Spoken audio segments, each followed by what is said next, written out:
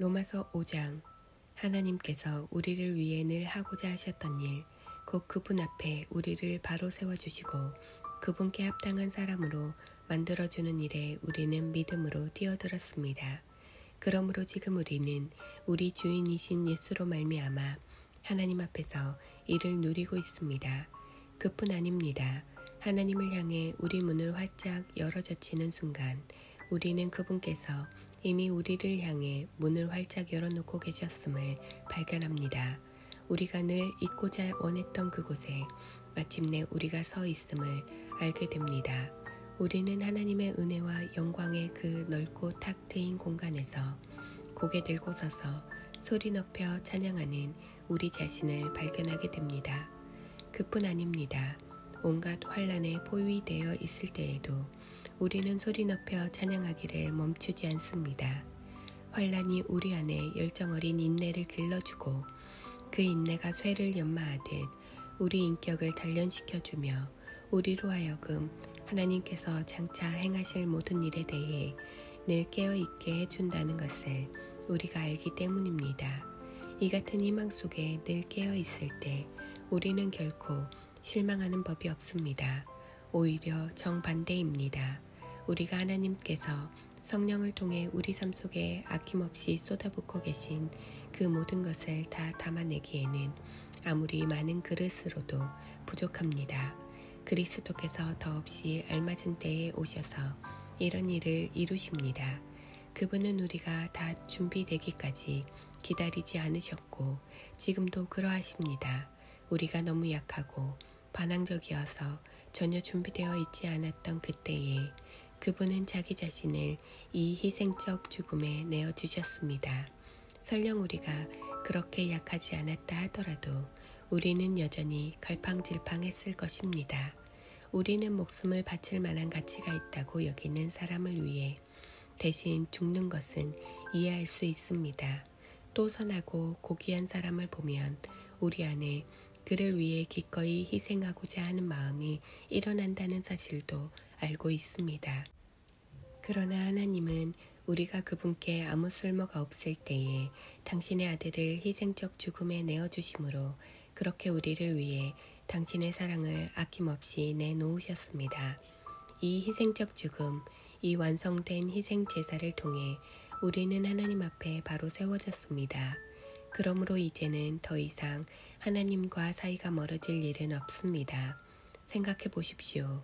우리가 최악이었을 때에도 그분 아들의 희생적 죽음을 통해 우리와 하나님 사이가 친밀하게 되었습니다. 그렇다면 우리가 최선인 지금 그분의 부활 생명이 우리 삶을 얼마나 드넓고 깊게 하겠습니까? 하나님과 친구가 되는 이 엄청난 선물을 실제로 받아 누리고 있는 우리는 이제 더 이상 단조로운 산문적 표현에 만족할 수 없습니다. 우리는 노래하고 외칩니다. 메시아 예수를 통해 하나님께 우리의 찬양을 드립니다. 여러분은 아담이 어떻게 우리를 죄와 죽음이라는 딜레마에 처하게 만들었는지 들어서 알고 있을 것입니다. 죄와 죽음으로부터 자유로운 사람은 아무도 없습니다.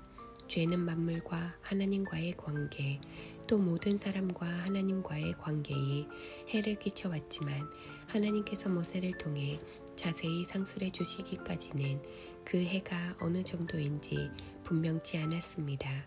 그처럼 죽음, 곧 우리와 하나님 사이를 갈라놓는 그 거대한 심연은 아담으로부터 모세에 이르는 시간에도 위세를 떨쳤습니다.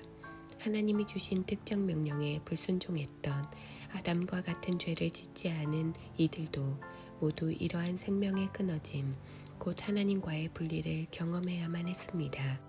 그러나 우리를 이런 지경에 빠뜨린 아담은 또한 우리를 거기서 구원해 주실 분을 앞서 가리키는 존재이기도 합니다. 그러나 우리를 구출하는 이 선물은 죽음을 초래하는 그 죄와 비교가 되지 않습니다. 생각해 보십시오. 한 사람의 죄가 수많은 사람들을 하나님과의 분리라는 그 죽음의 심연에 밀어 넣었다고 할 때 한 사람 예수 그리스도를 통해 쏟아 부어지는 이 하나님의 선물은 우리에게 어떤 것을 가져다 줄까요?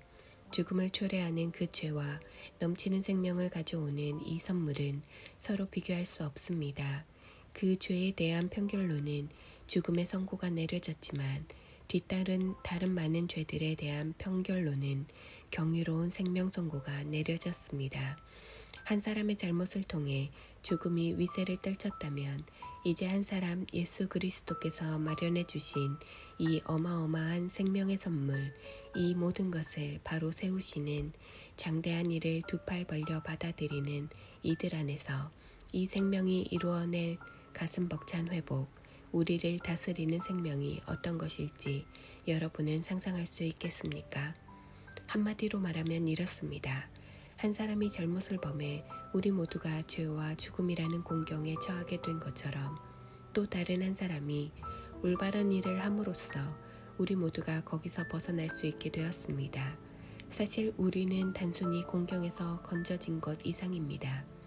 그분은 우리를 생명 속으로 이끌어 들이셨습니다. 한 사람이 하나님께 아니요라고 말함으로써 많은 사람이 잘못되었고 한 사람이 하나님께 예라고 말함으로써 많은 사람이 바르게 되었습니다.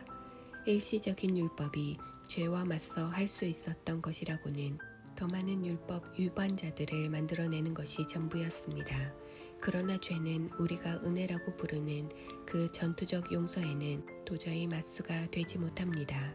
죄와 은혜가 맞설 때 이기는 쪽은 언제나 은혜입니다.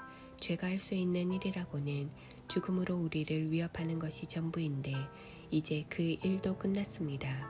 하나님께서 메시아를 통해 모든 것을 다시 바로 세우고 계시기에 은혜는 우리를 생명의 삶 속으로 이끌어 드립니다.